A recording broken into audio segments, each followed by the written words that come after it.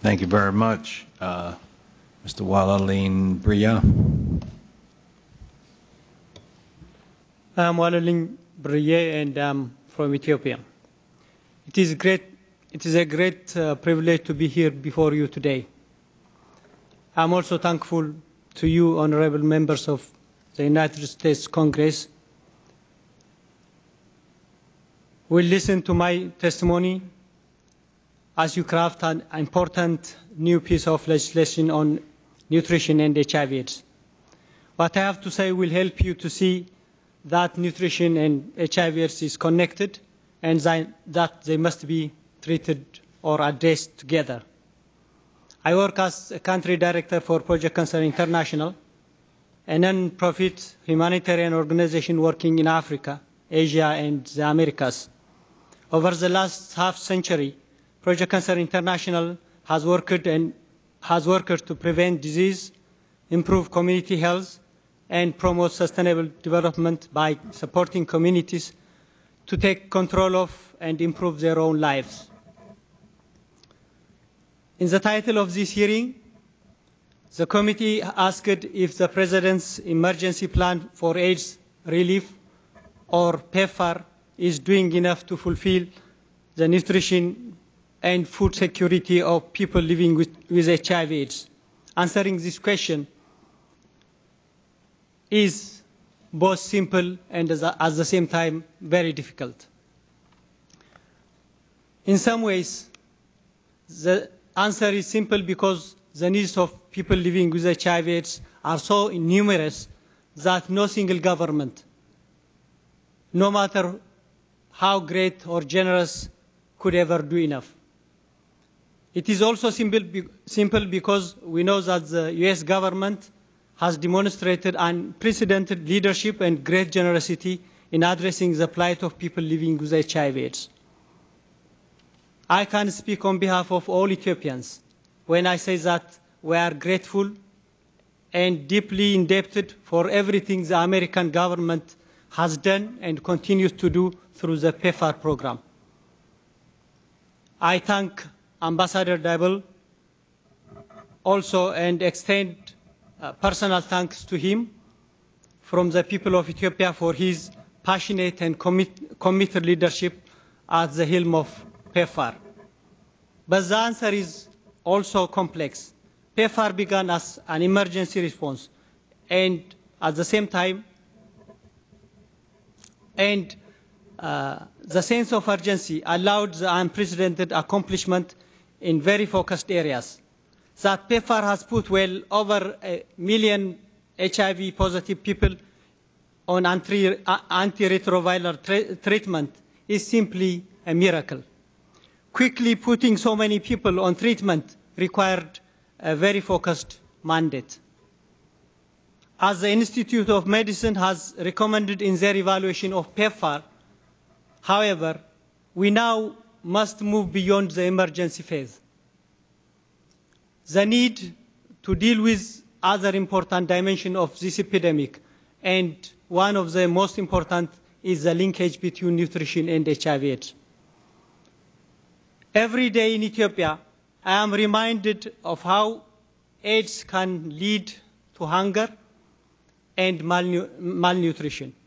I am also reminded that hunger and the desperation that it brings can drive decent people to take terrible risks, to trade their own bodies for money to buy food, and in doing so, expose themselves to HIV/AIDS.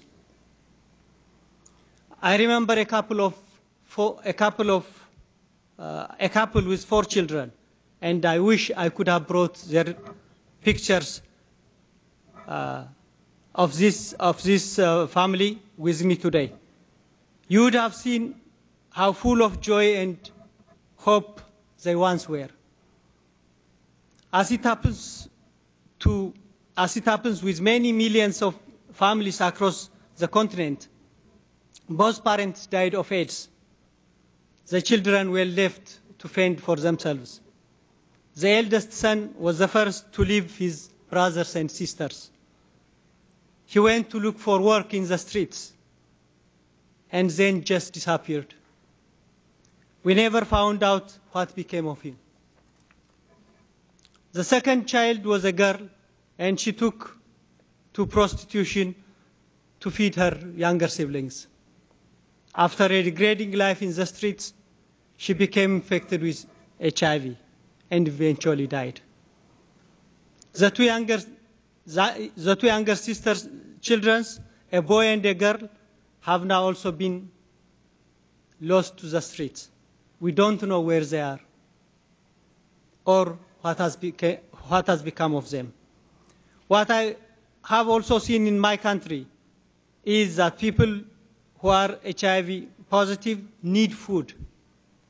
Because of the way the disease ravages the body, an HIV positive adult may need 30% more food, and children may require twice as much of those who are not infected. They need this extra food to maintain their strength.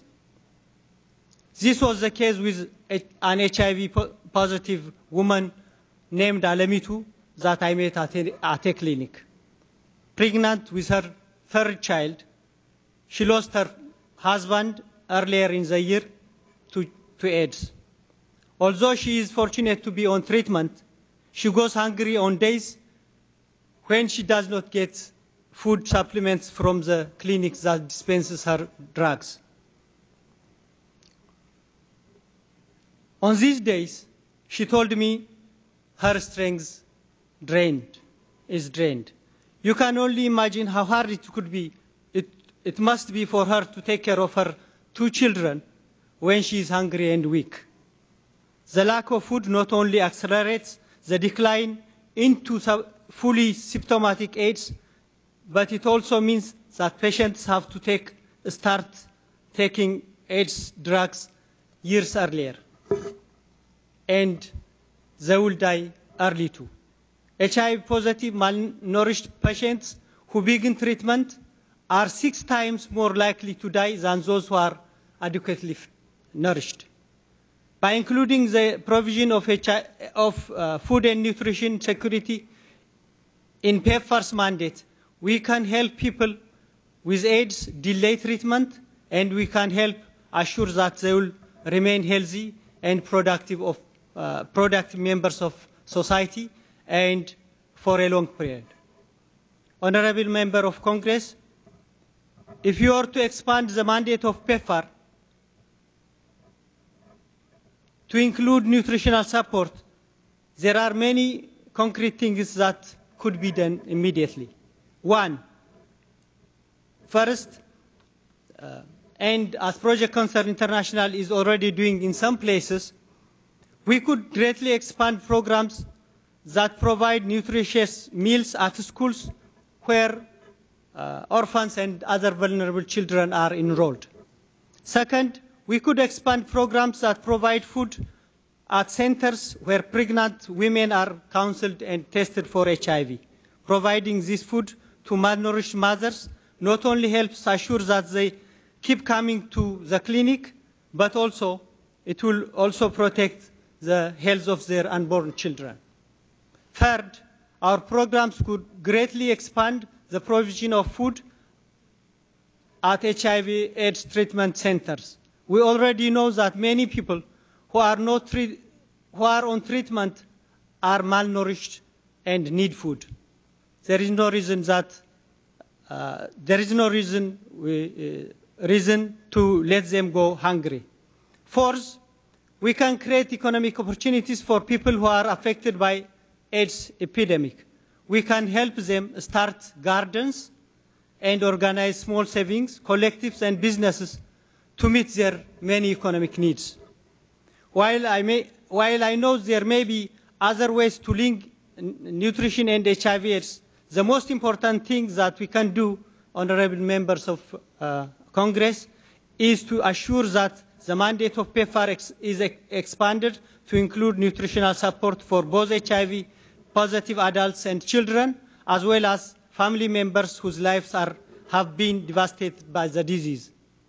Expanding PEPFAR's mandate will help us tear down the unnecessary wall between nutrition and HIV programs, and it will go far to improve the lives of millions of people who suffer from the ravages of AIDS around the world. Thank you very much for having me this opportunity to speak to you today. Thank you very much. We really appreciate your testimony.